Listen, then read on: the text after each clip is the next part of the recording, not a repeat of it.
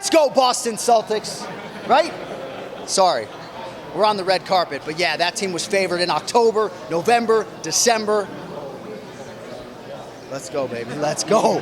What else we got? We have to talk about the UFC Hall of Fame.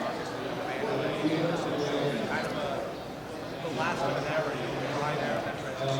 So I guess, what do you think of this class of Frankie Edgar? Of course, what do you think of this class of Super excited for my dear friend Frankie Edgar, and I would throw it back to my dear friends here on the other side of the microphones. Is this the best Hall of Fame class that we've ever had? I think a lot of you remember acutely where you were when Chael Sonnen fought Anderson Silva. I was voicing highlights at ESPN in Bristol, Connecticut, and the baseball highlights were backing up because I was watching Chael and Anderson Silva. So that fight could headline a class. But then you got Frankie Edgar and Joanna, and then guys who go by one name, Vanderlei and Shogun. This is my 12th year doing it, right? I started on stage at the Fan Expo with Tito Ortiz in 2012. I think this might be the deepest Hall of Fame class we've ever had.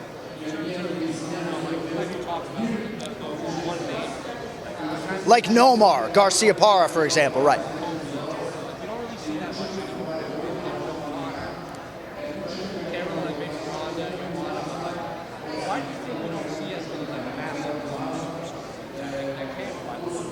It's a good question. I can't necessarily speak to the one name component. I think Poetan's doing pretty good to have us not utter Alex Pereira and just start calling him Poetan. But gosh, like when I think about Vanderlei Silva hitting that tunnel and Sandstorm playing, and I'm not even the most like throwback UFC fan out there, but Vanderlei Silva rings true with generations of fight fans. We can all remember, you know, whatever he does and the song and everything else. And, you know, a lot of my formative years with the UFC were calling Shogun Rua fights. So, yeah, those two guys are just exceedingly special to me, to Brazil, to this sport. And, you know, the cupboard's never bare. There's always superstars when you least expect it. But in terms of the one-name guys, few and far between since Shogun and Vanderlei.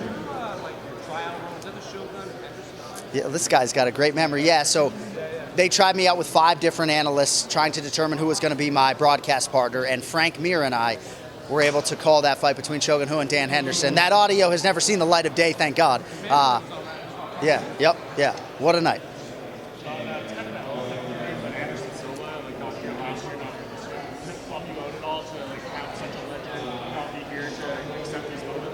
I'm trying to get back to my room to prep UFC 303, and I saw how long Frankie Edgar's speech is. So, you know, I'm sure Chael Sonnen will do right by Anderson Silva, and hopefully he can find some connective tissue there to maybe tie Anderson in.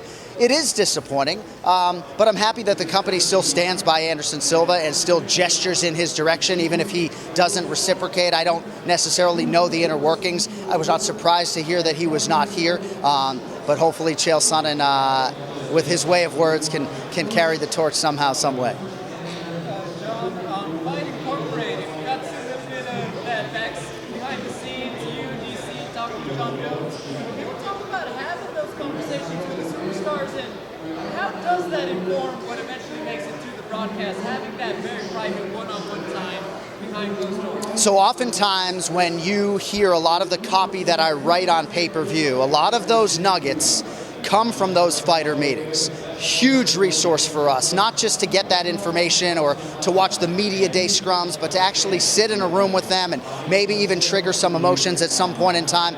To be able to be part of a fighter meeting with Jon Jones and Daniel Cormier is sort of a unique environment that you referenced in Fight Inc.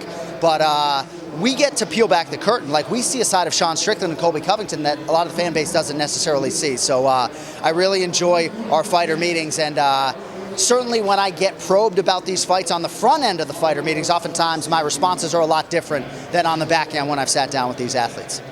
Then I want to ask you, we know how our jobs are different when a name like Conor McGregor is involved. Obviously he's not part of this one after all, but what is your life like when a Conor McGregor is part of an event? Like, what do the people in your life want to talk to you about that probably, like us, don't normally care that we talk about UFC?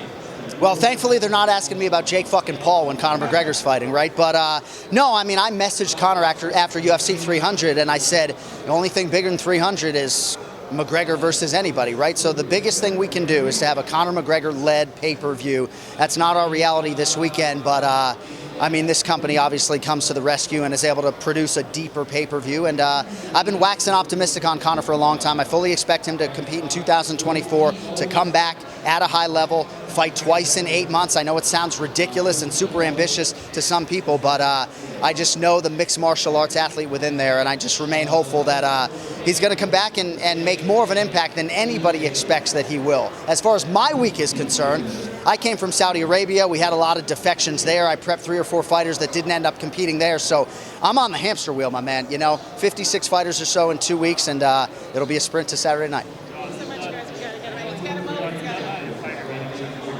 Yeah. A lot of short notice athletes on this Yeah. main event. Like, what's your sense when you talk to them about, like, just their preparedness, and then when you go into the fight, how much does that factor into your call? Because like Alex, Sure. How do you kind of work that in? Unique situation where we essentially have the final 6 athletes on the card dealing with this variable, this challenge of being on short notice. I think a lot of these guys are lying to my face. I asked a lot of them the same question, like, what is the biggest challenge of accepting a fight without a traditional training camp? And some of them said there's really no challenge at all. I think a guy like Diego Lopez really doesn't see this as much different than his everyday, but I think we might get some real answers on the back end that we didn't necessarily get on Thursday. Thank you, guys.